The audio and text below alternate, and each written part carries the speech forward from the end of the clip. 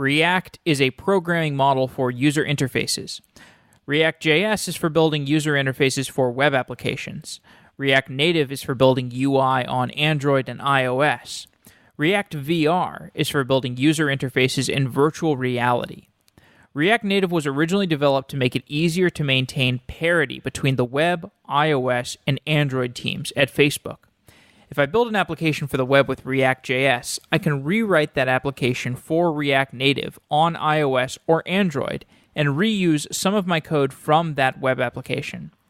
It's not a one-click level of portability between platforms, but it helps share user interface components between the different platforms. ReactVR brings React development to virtual reality. Andrew Imm is a ReactVR developer at Facebook, and he joins the show to discuss how ReactVR works. We talk about the support for VR in the browser, WebGL, WebVR, and ThreeJs. And we also explore some of the key React components that you might use to build an interface in ReactVR. And we wrap up the show by exploring VR more broadly, how consumers use VR today, and how they might use it in the future. We've done so many other shows about React, including many shows about the basics of how React works. You can download the Software Engineering Daily app for iOS or Android and hear all of our old episodes and easily discover new topics that might interest you. There's a recommendation system, and with 600 episodes, that's quite useful because it's kind of hard to find the episodes that will appeal to you. If you don't like this episode, you can easily find something more interesting by looking at the recommendations in the app. The mobile app is the first project to come out of the Software Engineering Daily open source ecosystem, and there are more projects on the way. We're working on a new web app for Software Engineering Daily. We're working on the recommendation system, the mobile apps, and we would love if you were interested to get involved to come by. You can come to github.com/softwareengineeringdaily and contribute. You can also go to the Slack channel, or you can just send me an email, jeff@softwareengineeringdaily.com, if you're interested in contributing but you don't know how. And with that, let's get on with this episode.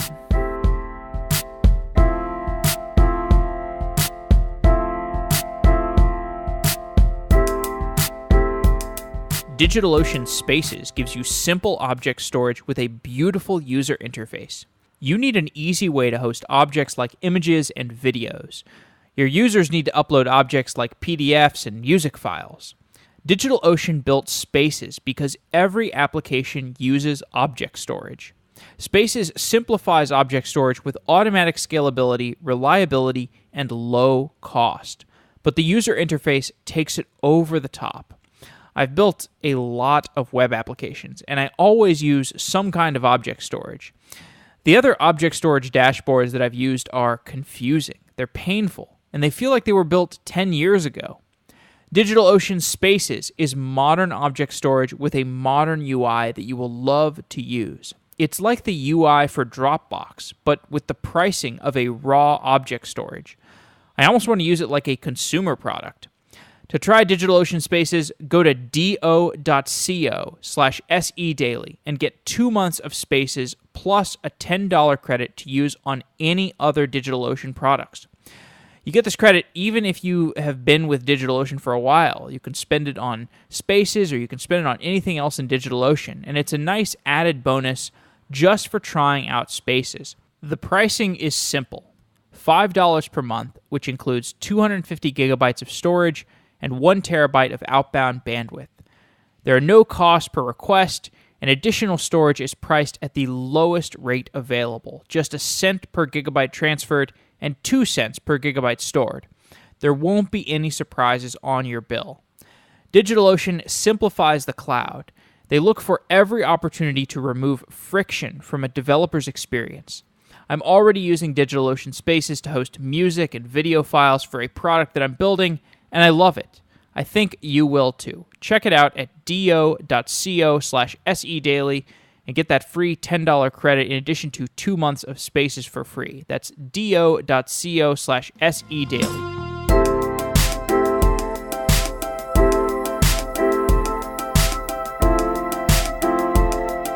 Andrew Imm is an engineer at Facebook working on ReactVR. Andrew, welcome to Software Engineering Daily. Thanks. I'm glad to be on the show today. Today we're talking about ReactVR, and let's start with the React programming model. I've done shows about React on the web, on devices with React Native. The React programming model is being applied to all kinds of surfaces. I think I talked to Netflix about how it works on televisions. Why is React useful for building so many different kinds of UIs? Sure. Well, I've been lucky enough to be involved in developing React applications for a very long time. I mean, before we were even using it in production at Facebook. So I've been able to watch it evolve from a very web-oriented system to something that now works across all these different platforms in 2D, 3D, even hardware. And I think what makes React work so well, not only across all of these platforms, but also feel so good to developers, is the way that it's structured as an abstraction. When you write React code, you are describing it in a way that gets transformed into this intermediate format, that virtual DOM, as people like to call it. This tree in memory is representing your application's state at any time. And that allows React as a system to send individual UI diffs to whatever the rendering layer is. But you don't have to think about that as a React developer. And so what makes it great for moving across platforms is you can swap out that final piece, the rendering engine, to something entirely different and get pixels on a screen that are coming from iOS's UI view or the DOM, Android views, even rendering to the GPU with the same style of JavaScript code on that front end. Mm-hmm. And this is also why I think that React is desirable to modern developers, is because they can build an application without even having to know how that rendering layer works. I honestly don't know that much about Cocoa or the UI layer on iOS, but I've been able to build iOS applications using React Native. Right, and so we did a really good show about this topic of, it was basically, we did a show about the interface layer between, well, the interface between your React code and whatever the underlying substrate is. It was with someone from Leland Richardson, I think, from Airbnb. And, we really got into the details of just why this is what you get out of your React code and the interactions in your React code and how that changes over time. It really is just emitting a change set of that UI, and that's getting interpreted by whatever the underlying layer is. So it's almost like this. It's almost like the Java sort of write once, run anywhere thing. But I think the React way of putting it is like write once, learn once, write everywhere. Yeah, learn once, write everywhere. Because there are, and the reason that for the difference is because there are unavoidable differences between, for example, a VR experience and the experience on a phone.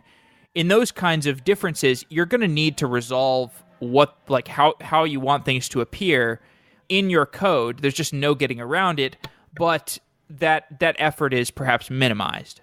Yeah, so I think you're never going to have a scenario where you have a phone application that you can just drop into VR and have everything look exactly as intended.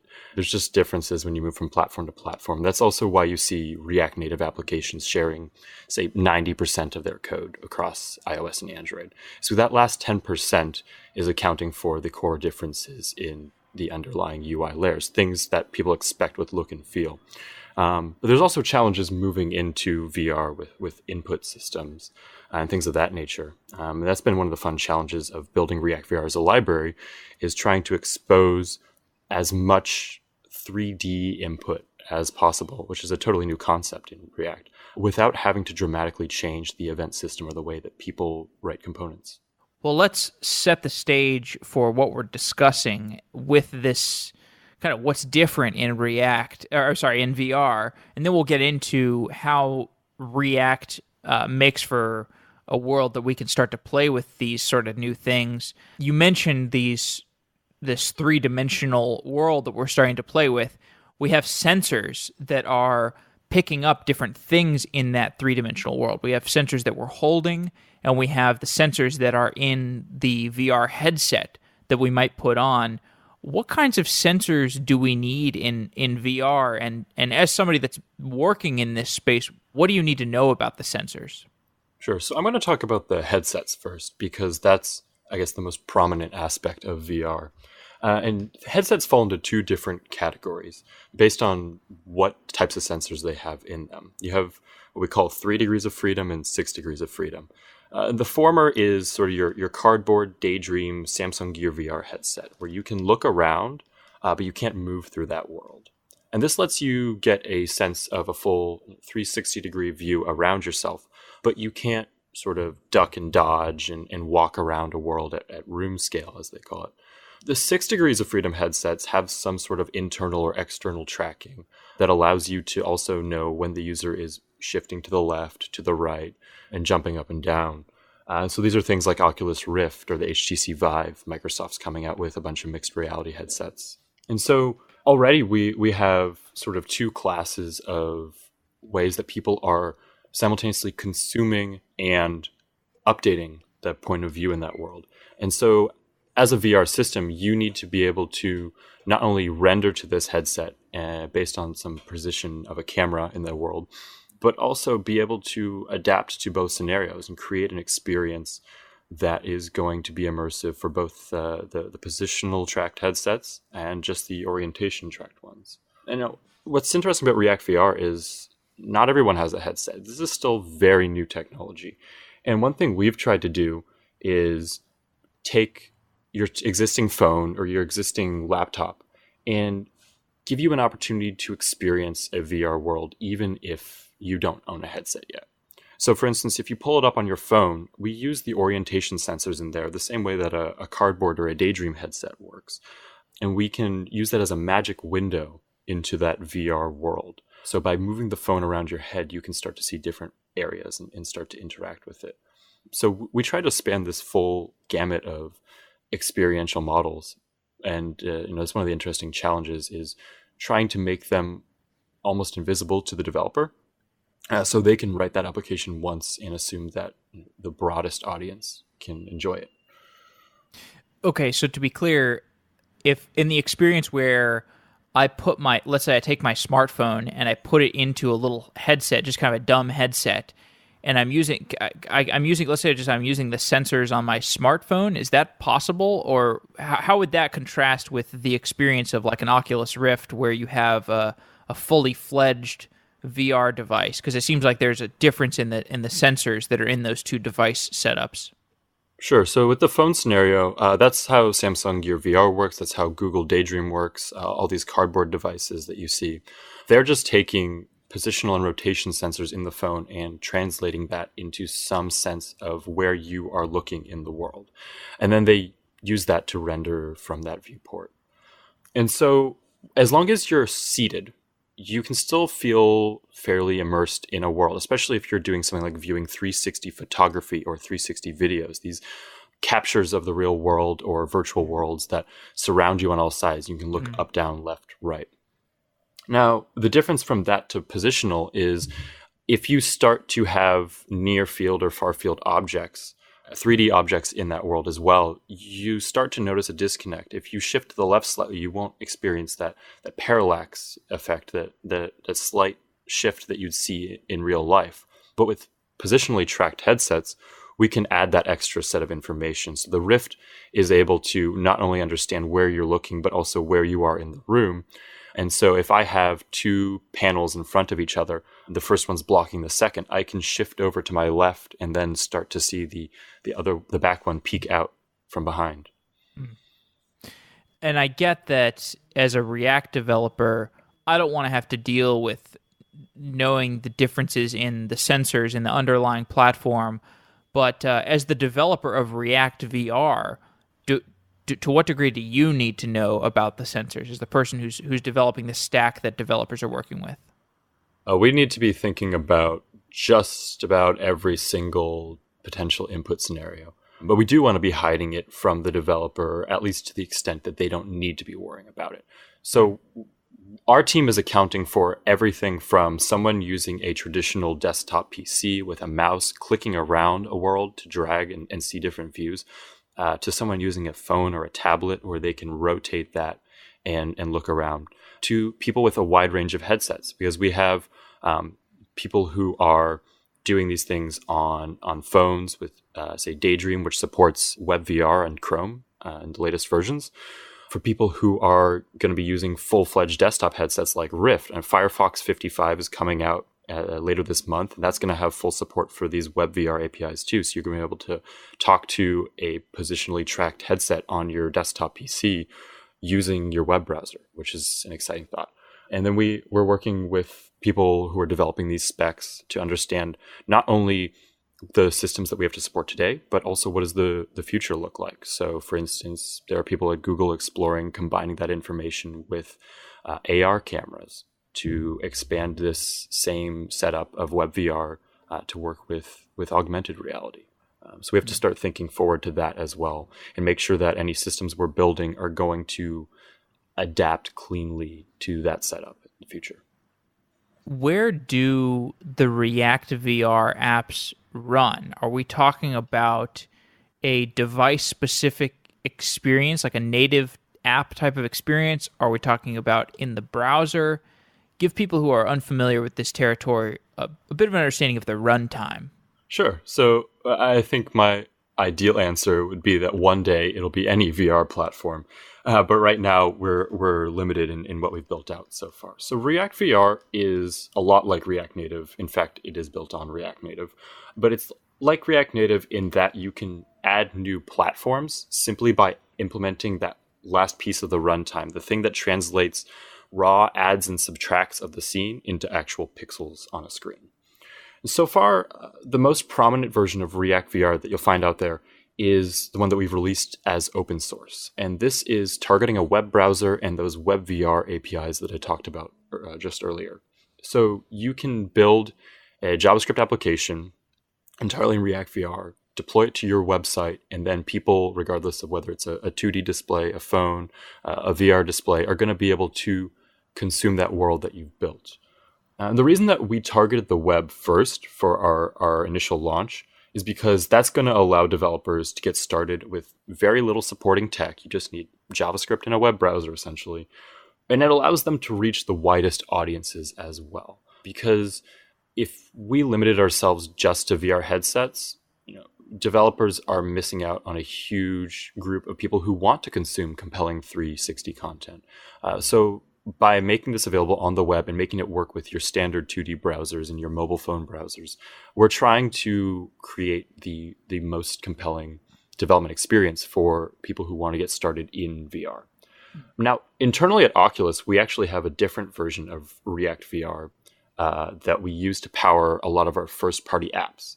My colleague Mike Armstrong gave a talk about this at the React Europe conference. It's very specific to our mobile tech stack, which is why it's not public now.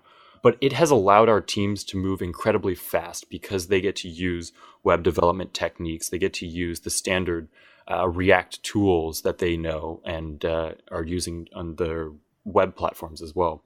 And we get to leverage a bunch of prior knowledge. It even got John Carmack to tweet about how effective ReactVR was making teams, which was a nice boost for us as a team.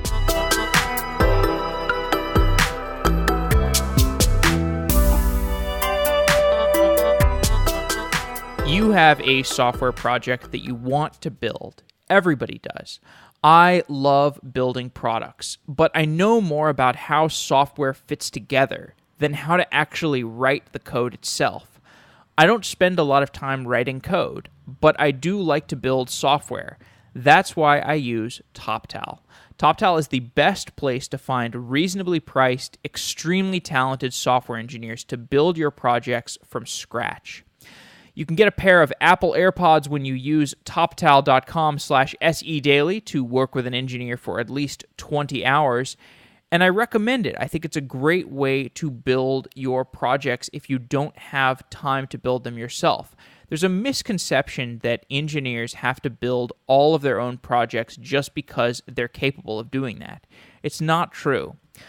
TopTal has only the top 3% of developers. They turn away 97% of the developers that apply to work on the TopTal platform, and that's how you get a matching process that's unlike anything else I have seen in the freelancer marketplace. And I've tried a lot of different freelancing platforms.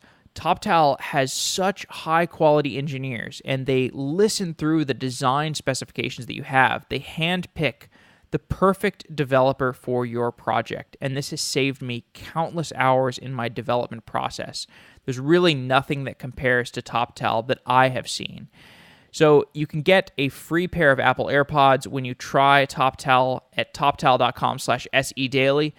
Find an engineer that's going to help you build your side project and get your MVP off the ground. As long as you do at least 20 hours, you get those free Apple AirPods. And if you've already got a company that you're working on, you can also use TopTal to scale your team and get everything done faster and raise the bar for your engineering, or get through that blocker that's preventing your company from getting to the next level. So check out toptal.com/sedaily and find an engineer who will help your project succeed.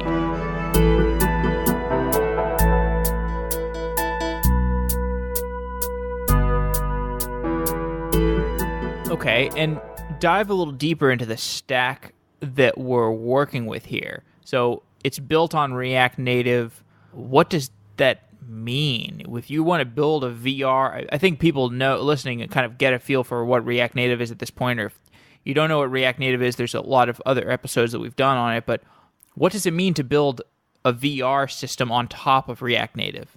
Sure. So I know that in your session with Leland, you talked a bit about bridges and how React Native uses a bridge to communicate from a JavaScript context where your React code is running to some native implementation that is your UI layer. And so in VR, we're just re-implementing that last piece, which is rather than turning it into an iOS UI view, we're putting vertices into your GPU buffers and rendering 3D shapes to the screen. So the challenge there is we need to convert these view text image type primitives into their 3D counterparts. And let's just talk about the web stack, since that's the one that's out there and that's the one that people can play with today. So in the browser, everything's going to be JavaScript. So not only do you have a JavaScript context running your React application, but your quote unquote native runtime is also JavaScript because that's the language that we're speaking there. And so we've set this up where your React context is running separately in a web worker. And we use asynchronous message passing to implement that bridge to allow it to talk back to the main thread, the rendering thread in that runtime environment. So our runtime then takes messages from React, those add and remove and change operations that it spits out, and is able to turn that into things like text rendering with our own libraries. We're able to do a lot of the 3D model handling and positioning through leveraging ThreeJs, which is a fantastic open source library for talking to WebGL and rendering 3D objects in the web browser. Now, at first, this may seem like a bit of overkill. You're saying, why do you have a separate web worker to run your JavaScript if the whole thing is JavaScript and you can just execute it all in the same space? Well, it's actually very critical to the performance of ReactVR. So React Native was really effective because even if your JavaScript code was written inefficiently or something got hung up on the JS thread, the user could still interface with the native main rendering thread at that full 60 FPS. So even if you're blocked on loading the content of your scroll view, you can still scroll up and down. They're going to get that nice iOS momentum scrolling. And so it feels native to them. And this is very important to us in VR as well, because React is only updating the state of your world when something actually changes. Let's say I'm adding trees to a forest. I only need to make operations when one of those grows. I'm not constantly running React at 60 or 90 frames a second. So even if that React code in the web worker gets hung up on some costly operation, the user in the main thread is still going to be able to look around at the full frame rate. And that's absolutely critical for being in VR. If you want to create an immersive experience, I can't get the rendering all choppy or lagging. It needs to move as I move my head. And so being able to separate our React code out into that web worker is what lets us divide up these two different goals and really create the best VR experience entirely contained within a web browser. You know what I think is going to be tough about the VR to mainstream issue is that the penalty for having a low performance or anything but a high performance VR experience is so high because people get sick. And the problem is the way that our devices are built today is that they're built to deprecate or I don't know what the wording is, but obsolescence. And the penalty for if people start falling in love with VR and then they're doing it on a mid-budget device, and when they buy that device, like the VR experience is good enough, and then over time it degrades, then they're going to start to be like, oh god, I'm getting sick from this VR experience and it's terrible. In building ReactVR, are you thinking ahead for those circumstances where like, oh geez, we need to really take device obsolescence seriously? I'll be honest, this is the first that I've really given deep thought about it, but I think that the ability to limit limit the experience with just by running in the browser, almost as an experiential sandbox. You're going to, I think that it's very rare that you're going to have a scenario where someone builds something a couple of years from now that is just so immersive that running it on an older device takes something that used to look really good and starts to degrade it. Browsers are going to continue updating, and the APIs that they expose to us are going to keep updating. So if ReactVR is going to be more empowered to create more immersive experiences, I think that's going to be less about the underlying hardware changing and new generations of tech supporting things better, and actually more about us developing stronger open standards, and then the browser teams in turn implementing those in code. So this is one of the reasons that I'm really supportive of this WebVR effort that I've mentioned so far on the show. WebVR is a open W3C spec that's being developed by a lot of the browser vendors out there to allow the web browser to talk to a VR headset. And this is critical because if I wanted to leverage JavaScript to do all of the things that, say, an Oculus SDK does behind the scenes, whether that is rendering two different camera points of view and then warping those appropriately for the lenses, doing things that Oculus does like asynchronous time warp and space warp that allow you to get around potentially lagging frame rates. If I had to do all that in JavaScript, there wouldn't be time to run an application. JavaScript's great, browsers are powerful. I'm amazed with what we can do with them today, but there is a practical limitation. And so being able to talk to the low-level SDKs and being able to rely on that native code to handle the complexities of VR is what makes these VR experiences immersive, I think, for the long run. If you compare a VR experience on a Google Pixel phone, and you use Chrome supporting WebVR, and it talks to the Daydream subsystem, and it does all of these transforms and everything in a way that you can get really fast rendering. You take that and you compare it to, say, the Cardboard SDK, where it's doing all of these transforms on the JavaScript thread. It's night and day at the two experiences. Being able to rely on these browser APIs and being able to have some tighter access to this native hardware is what lets us build these really great experiences in VR, especially on mobile devices. Interesting. Okay, so WebGL, how does that fit into this conversation? Is WebGL another one of these open standards that works together with WebVR? Absolutely. So at some point in time, we have to go from these React tags and their abstract representations in memory to actual pixels on a screen. And the way we get there is WebGL. This is an API that lets us put graphical information into the buffers on that GPU chip and turn that into pixels in a web canvas.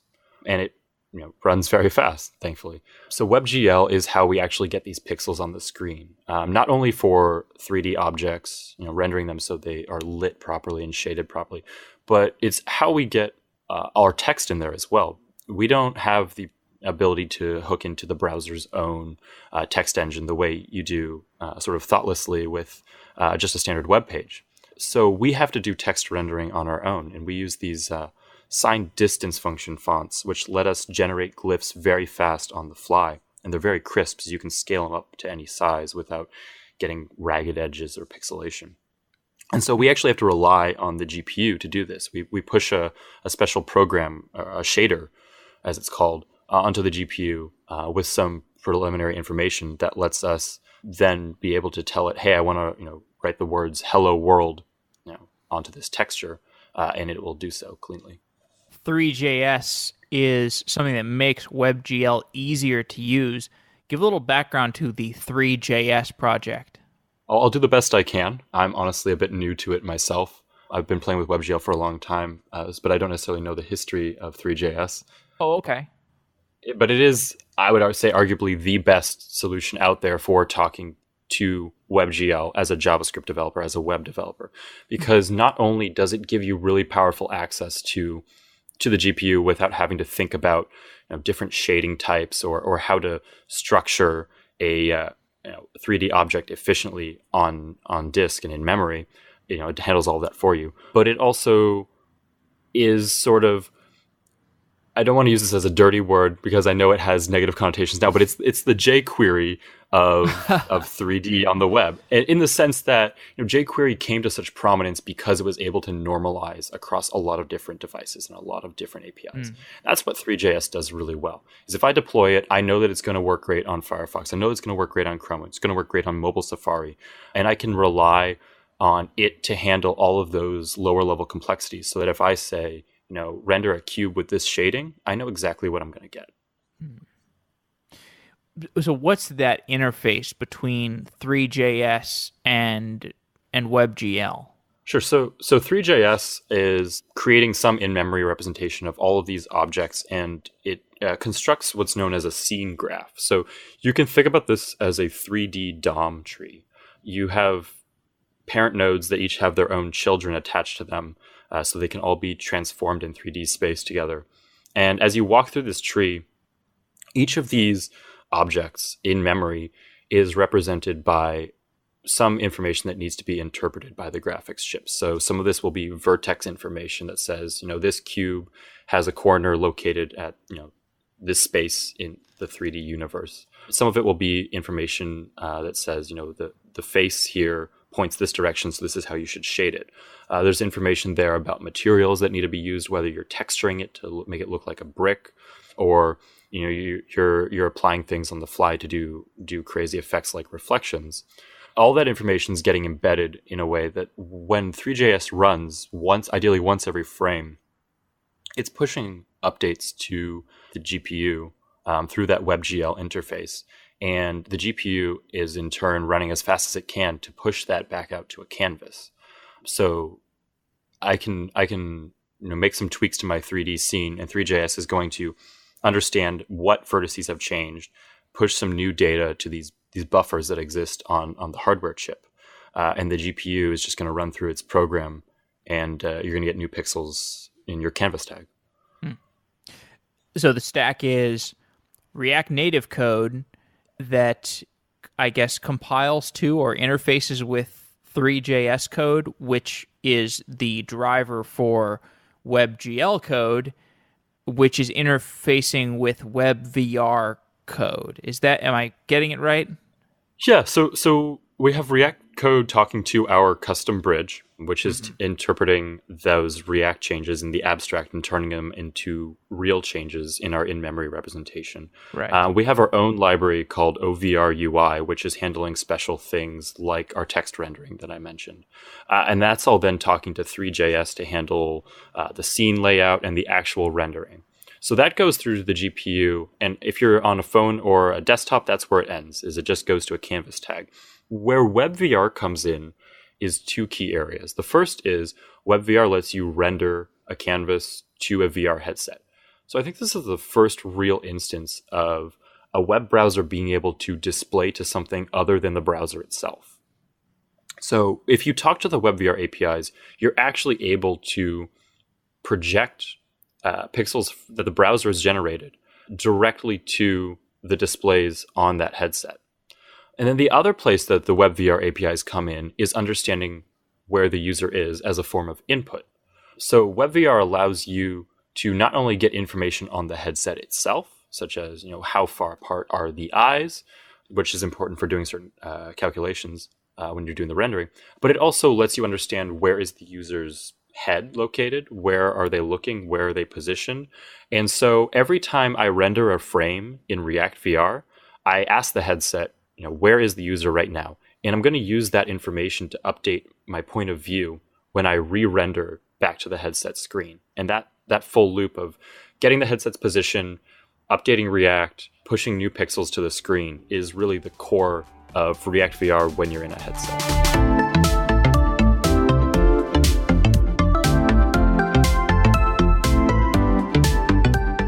Who do you use for log management? I want to tell you about Scalar, the first purpose-built log management tool on the market. Most tools on the market utilize text indexing search, and this is great for indexing a book, for example. But if you want to search logs at scale, fast, it breaks down. Scalar built their own database from scratch, and the system is fast. Most of the searches take less than a second. In fact, 99% of the queries execute in less than a second. That's why companies like OkCupid and Giphy and Career Builder use Scalar to build their log management systems. You can try it today, free, for 90 days if you go to the promo URL, which is softwareengineeringdaily.com/scalar. SCALYR. That's softwareengineeringdaily.com/scalar. Scalar was built by one of the founders of Writely, which is the company that became Google Docs. And if you know anything about Google Docs history, it was quite transformational when the product came out. This was a consumer-grade UI product that solved many distributed systems problems and had great scalability, which is why it turned into Google Docs. And so the founder of Writely is now turning his focus to log management. And it has the consumer-grade UI. It has the scalability that you would expect from somebody who built Google Docs. And you can use Scalar to monitor key metrics. You can use it to trigger alerts. It's got integration with PagerDuty. And it's really easy to use. It's really lightning fast. And you can get a free 90-day trial by signing up at softwareengineeringdaily.com/SCALYR. softwareengineeringdaily.com/scalar. And I really recommend trying it out. I've heard from multiple companies on the show that they use Scalar, and it's been a real differentiator for them. So check out Scalar, and thanks to Scalar for being a new sponsor of Software Engineering Daily.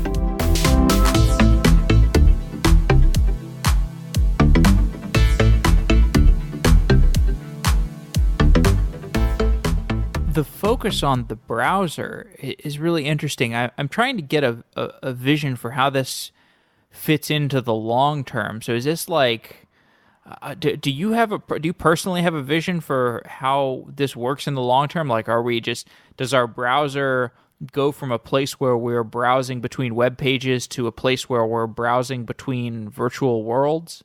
Yeah, I think that's actually a realistic ambition and something that may be closer than we realize. I know right now that the WebVR spec team is talking about how to understand navigating from one VR world to the next when you're already in a headset, because no one wants to have to take off their headset, click a link, wait for something to load up, and then put it back on. That's not a great or graceful experience. So once we can sort out these underlying connections and understand how to cleanly get from one distinct web domain being in VR and to a completely different one, you then get the full power of the web, all that interconnectivity.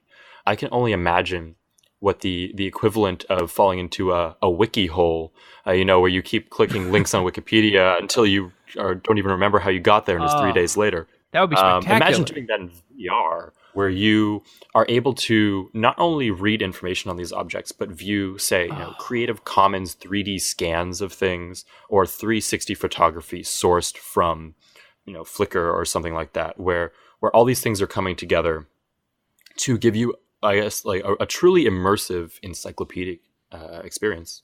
And that sounds so much better than like a world of like the VR app store. Like I would much rather have the VR web app experience than the VR app store, where I've got to like download it, and it's like, okay, I've got this selection of things that are on my phone or my VR device. And no, you should just be able to like navigate there and like get it instantly. Yeah, that's actually, I think, one thing that I find really romantic about WebVR.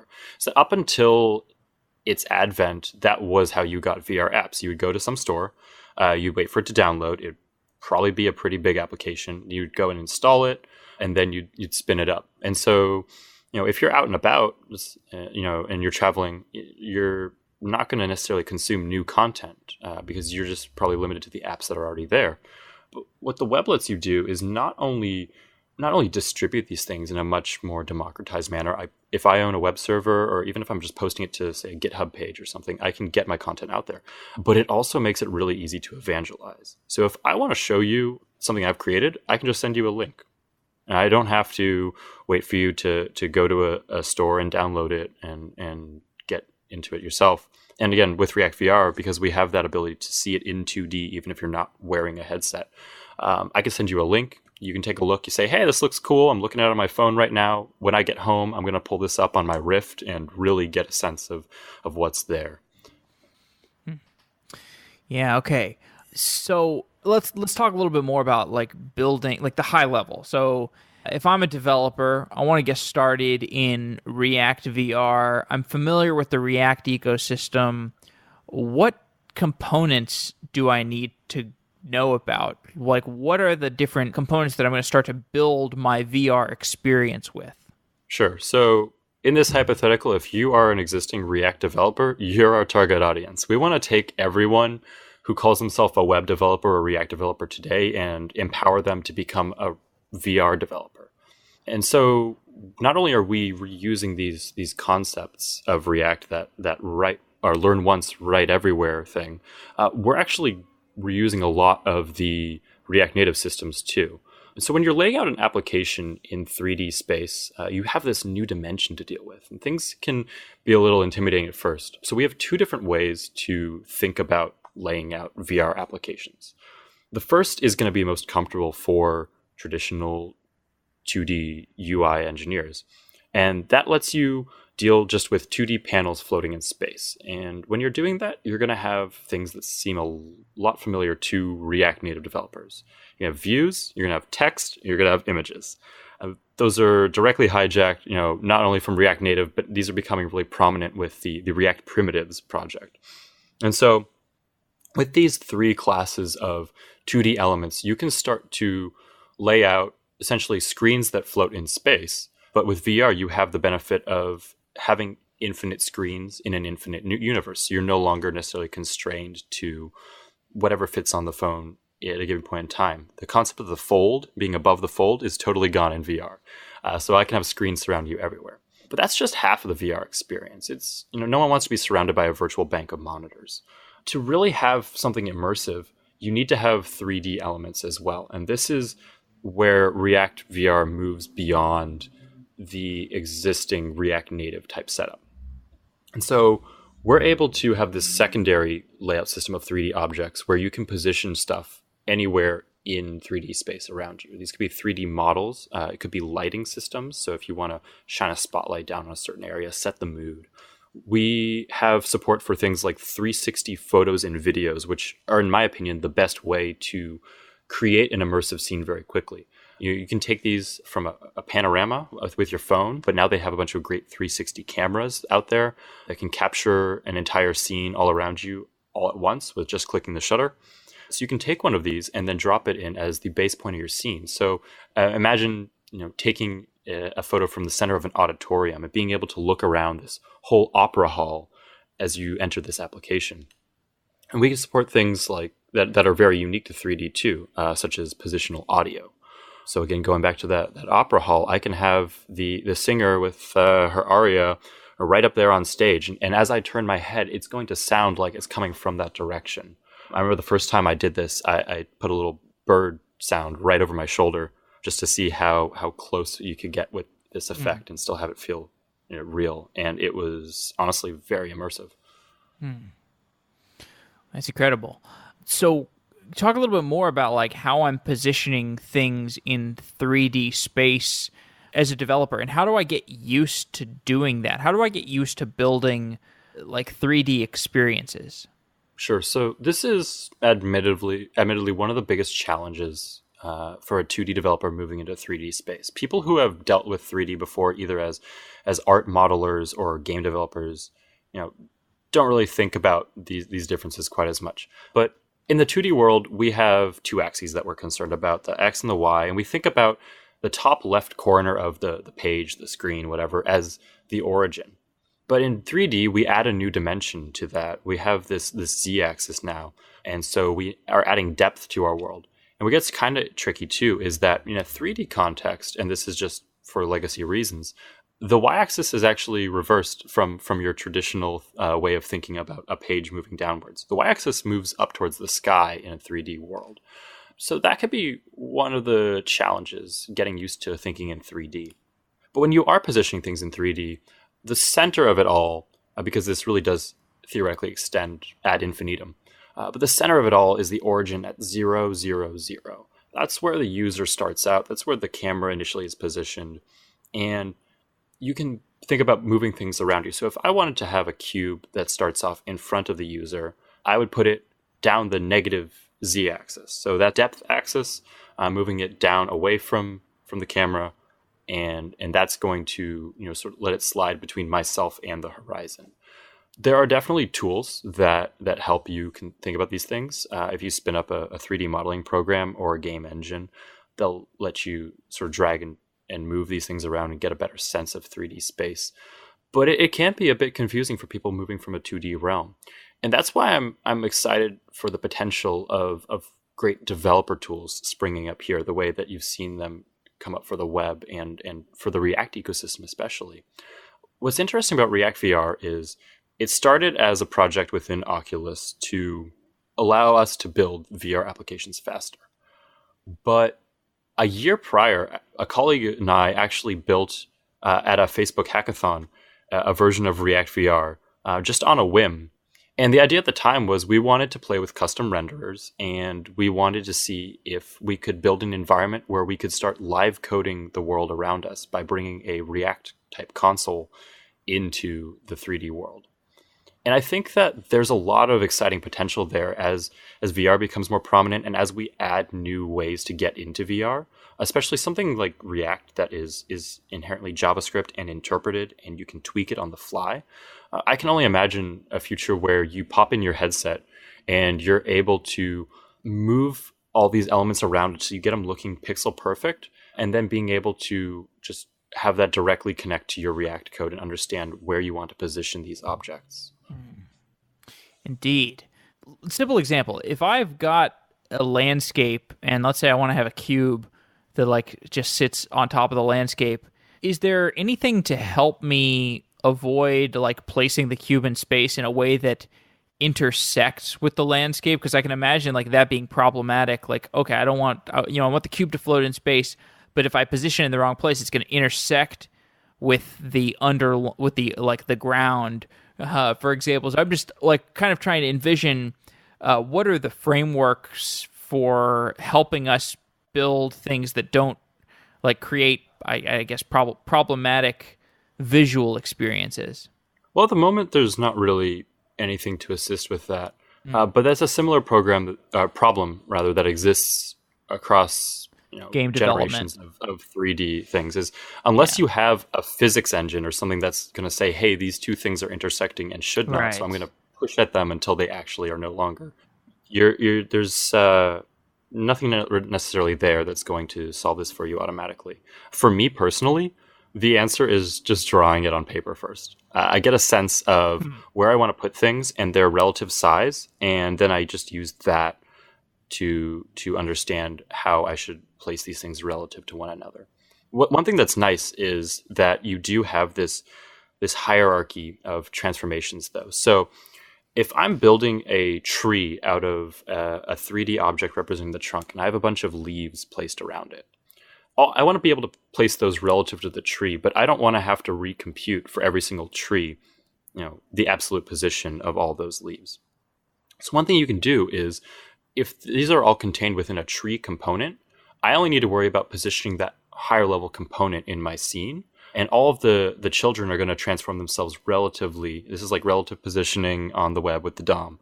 And so I don't have to worry about every little piece of my scene being absolutely positioned. I can group it into larger chunks, and then those chunks can be distributed. I'd like to ask some kind of more open-ended questions or just ecosystem questions. When you think back to the platform shift that occurred when people started developing for smartphones, and then how that ecosystem developed, and how probably there were some sacred cows that were slaughtered along the way, and people made some mistakes about, okay, this is how we develop things on smartphones, and that changed over time. What kinds of things do you think we're going to see in VR? Like, what changes in the platform shift? Like, what are the because you hear the classic narrative, okay, when somebody shifts from, or when you shift from the previous paradigm, you take a lot of the baggage of the old paradigm to the new one, and it's only by doing that you realize that it's baggage, and that then you get rid of it. What are the things that are going to change in the platform shift to VR? Well, it's definitely an open-ended question. I wish I had all the answers to it, because that'd make my job a lot easier. But I think if you think about how smartphones rolled out and applications there occurred, and we try to figure out how that applies to VR, I think there's going to be a lot of similarities. I remember the early mobile era. I wrote apps for Palm OS. One of my first development devices, for being able to be on the go, was an old handheld PC running Windows CE. So I remember how things used to be, and they were just trying to duplicate desktops. And they tried to clone that paradigm almost directly. And then the real shift, I think everyone will agree, happened with the iPhone, where it made a lot of changes and a lot of sacrifices. But one of the tricks that it pulled, that I think you really have to give it credit for, is that it was able to bootstrap its platform with the web. And so there weren't a lot of apps out there for the iPhone at launch. And so to get around that, to keep people engaged with the device, they found a way to take the desktop web and make it look nice on mobile in a way that you wanted to consume it. And so you could still sit there hours a day browsing the web in a way that felt natural. And so I think that for VR, we may very well have a similar trick, which is you take applications like we're building with ReactVR that people may just be consuming it on a mobile phone, looking at it through a magic window, or clicking and panning around this 3D world through sort of a less immersive experience. But as we start to deploy these, we can use this to get more VR content out there and let people explore. It's going to take a lot of time for people to learn how to develop for VR. And I think one of the biggest challenges is interaction paradigms. I'm going to be frank. In my opinion, we haven't found the ideal VR interaction paradigm yet. That's going to take a lot of experimentation. But a lot of the things that we take for granted on mobile too it took maybe 10, 20 years for people to understand that that's how they wanted to interface with a handheld computing device. And then once you find these things that really click with users, one person invents it and everyone else just steals it, because that's art, right? So one of my personal hopes for ReactVR and the VR ecosystem as a whole is that by taking any web developer and making them a VR developer, and letting more people not only deploy applications to a growing body of users quickly, but also be able to tighten that loop of going from design to implementation to testing, and being able to rapidly iterate on that the way the web is famous for. I'm really hoping that we'll be able to find these optimized interaction paradigms a lot faster, and maybe take this from the mobile phone timeline, where we were looking at 10 plus years to go from Win phones to the iPhone, and maybe get closer to 2-3 years to find these ideal interfaces that people then take for granted and distribute across every VR type device. How much time do you personally spend in VR? Not as much as I'd like, I'll tell you that. Really? I'd say most of my time right now is spent gaming in VR, or most of my time in VR is spent gaming. But that's probably only maybe an hour or so a week. By the end of this year, I actually have a personal goal of moving a lot of my productivity into VR, awesome. Where possible. So I've always been a denizen of the browser. I'm a web development nerd, always have been, and I try to use and abuse the browser as much as I can. And so over time, I've moved a lot of my productivity tools into the browser, either directly through web apps or through extensions, being able to have some connection to the underlying system. So like when I pop open my new tab on Chrome right now, I have my task management, time management things. I have a terminal emulator that I built. So I can do a lot just from within my browser, and I enjoy doing that. Mm-hmm. So I want to take the same paradigm of, at least for me, being able to get a lot done in what most people think of as more of a restricted environment. And I want to be able to take that over to VR. My dream is that, a year from now, I'm going to be able to get on an airplane, pop on a headset, pull out a Bluetooth keyboard, and just be able to code the whole flight with a whole bank of monitors and not think about being crammed into economy class. It's so great to hear you say that, because that is what I would love to do. Hell, it's what I'd love to do, like sitting in my chair at home, frankly. But I'm a little scared of it. Like, I'm just scared of, like, we don't know, the health risks. Is this going to hurt my eyes long term? And I'm not saying this at all in like, how dare you explore this space? There's so much health risk. Like, I'm really bullish on it, and I'm glad people like you are exploring it. And at the same time, I'm just like, how quickly can I adopt this stuff? And I think that it sounds like for you, that's kind of an open question as well. Yeah, I'm going to hedge too. There's a lot of things that I know I'm not going to be able to do in VR soon, or frankly want to do. So for instance, I do a lot of reading, whether it's on a tablet, whether it's on a laptop. I consume a lot of material, and I don't imagine that's going to be something I want to do in VR anytime soon, just because the resolutions aren't at the point where looking at something in VR is going to be a better experience than looking at a tablet screen or a printed page on a book. But arguably, you still have to really use your imagination to think of a place where, reading something in a virtual world is going to be more compelling than reading a book. I mean, if I can have a book come to life with scenery around me, sure, that's having articles that have 360 photography, I'm looking forward to that day. But if I'm just consuming a lot of tech knowledge or something like that, I'm still going to want to read it essentially on a printed page. So I'm going to hedge there and say, not everything's going to move quite so quickly. But for the things that I think are within reach, especially, if I can get a dumb Unix terminal in there, we've been adapting software to these things for so long that even with a smaller screen, fewer resources, I can still get a lot done, all from within an 80 by 25 terminal. It surprises me that you say that about the reading stuff, because I would love to. I think most of my reading experiences would be augmented by VR, because I do so much context switching while I'm reading an article. Like, I'm reading something and then I'm like, oh, got to share this, like, this thing makes me want to go read this other thing. I'm going to go context switch, and maybe I'll pop that stack eventually and come back to this article, or maybe I'll just go off on a Wikipedia tunnel. But I can imagine just the immersiveness of VR making reading more interesting, even if it's just simply like porting the current experience where I have a limited frame of view to a 360 frame of view. Like, frankly, the only thing that keeps me from wanting to do that is, like you said, like the resolution or perhaps the health risks. I think one of the things there too is content producers, media producers are going to be dealing with the same challenges that application developers are dealing with. So whereas on one hand you have app developers, game developers trying to understand how to translate what they know into VR, the media industry is probably going to undergo a similar challenge that it did when it moved from print to web, which is, as the medium changes, as you can do more with that. So they were able to embed things like videos or interactions, things you couldn't do with a magazine before. They're going to then have to figure that out for the third dimension, understand, what does it mean to augment your article with, say, 360 photography or interactive stuff. I think now about some of the digital productions that have come out of the New York Times, where you have this really immersive media experience where you're reading an article and they provide all sorts of contextual photography and videos and audio as you're going through there. And they've created really, best-in-class websites, to contain this stuff. So I think that if you sort of imagine carrying that over to the third dimension, all the things that allows, there's definitely an exciting potential for print media to exist in VR, and I'm really excited for that. You brought up the context switching.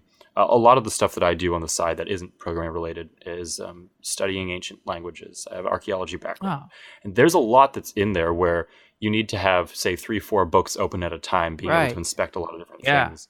And I can only imagine it's going to become a lot more productive if I can start to have a lot of that information existing around me in sort of an infinite space. Yeah. Is anyone working on React AR?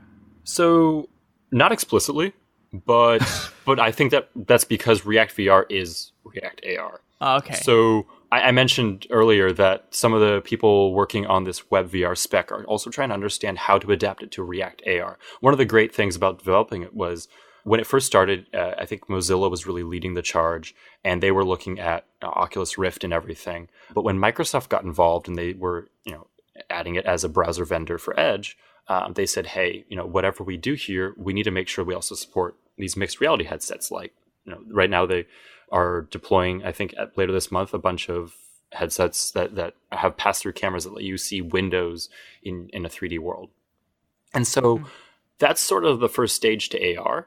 And they made sure that the spec adapted to that. And so recently at Google's last developer conference, I think it was at I/O, they previewed some of this stuff. They previewed a build of Chromium that uses the AR cameras on Tango devices. That's Google's hardware platform for augmented reality. And it was able to deploy augmented reality web apps. And so I saw this video and I said, hey, that's really cool. And I went home, downloaded this experimental Chromium build, did some really hacky things to wire it up to ReactVR. But a lot of the things that should have seemed weird actually were quite graceful because it's using the exact same WebVR system to determine where the camera is positioned relative to the world. It's doing a lot of things. I just had to wire up some extra WebGL extensions to allow that pass-through camera. But I was able to get ReactVR running in an AR context, and I was able to position objects on my table. So I could take these 3D scenes, and if you imagine just getting rid of the 360 photos and the 360 videos that surround you, and just letting that be the existing world, with AR, it's no longer a black, empty space, a vacuum. You're just taking the camera view from the back of the phone and putting it on there. And so you can start to take these ReactVR applications and deploy them to augmented reality with feasibly no real change to your React code. Yeah, I'd say ReactVR is going to be React AR. We're just waiting for the APIs to catch up. And when you look at something like ARKit, I think if React is going to be able to, like React Native, is that going to be compatible with or be able to build something on top of ARKit? I honestly couldn't say, but that's one of the beauties of open source software and also being able to inspect it is I wouldn't be surprised if someone else went out there and built a target that did exactly that. Yeah. Okay. Well, I know we're nearing the end of our time. I just want to ask you, because I like to ask anybody that's engaged in VR heavily the simulation question. Like, to what degree do you believe we're living in a simulation, or to what degree do you believe that we can create a simulation that is as immersive and convincing as the reality that we live in? Well, I'll just say this. When I was in high school, I got very involved in agent-based modeling.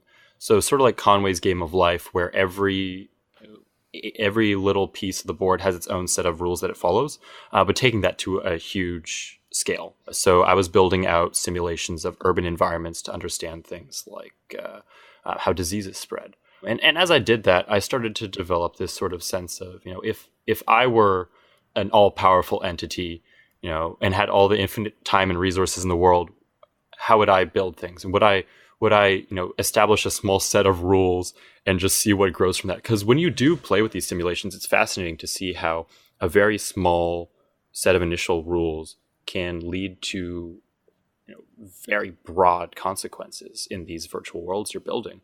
So I've always found the concept fascinating, and frankly, I think if I had the resources and the power, I'd be guilty of probably building some sort of simulation like that. Yeah, well, you think about the fundamentals of physics. I mean, maybe those are those rules that you're talking about. I mean, you could just say like map out the fundamental laws of physics, and then like click go, run, and that's somebody's running that simulation somewhere. I think that agent-based simulation stuff is actually what got Vitalik interested in Ethereum. So that tends to be a fertile ground for computing minds, it appears. Yeah, it's interesting to see how it leads to new concepts of distributed computing. Yeah. Okay, Andrew. Well, I'll let you get back to work. Thank you so much for making the time. I know you're a busy guy, and it's a real treat to be able to get a firsthand explanation of what's going on in ReactVR. Well, thanks for having me on the show. It's a pleasure to share it all. If you are building a product for software engineers or DevOps engineers, consider advertising on Software Engineering Daily. There are 24,000 engineers that listen to Software Engineering Daily on a daily basis. And if you've got a product or a service that you would like to get into the ears of those developers, we'd love to have you as a sponsor. You can send me an email, jeff@softwareengineeringdaily.com, and I'd be happy to tell you more about our sponsorship options and some of the success stories. We've got many repeat sponsors like Hired.com, Datadog, MongoDB, Amazon Web Services. These are big companies that know how to market to developers, and they have their advertisements run on Software Engineering Daily. So send me an email, jeff@softwareengineeringdaily.com, or if you work at a company that you think should sponsor Software Engineering Daily, tell your manager and have them send me an email. Thanks again to listening to the show and all the listeners who support the show by checking out the advertisements. You are much appreciated. Now let's get on with this episode. Wow.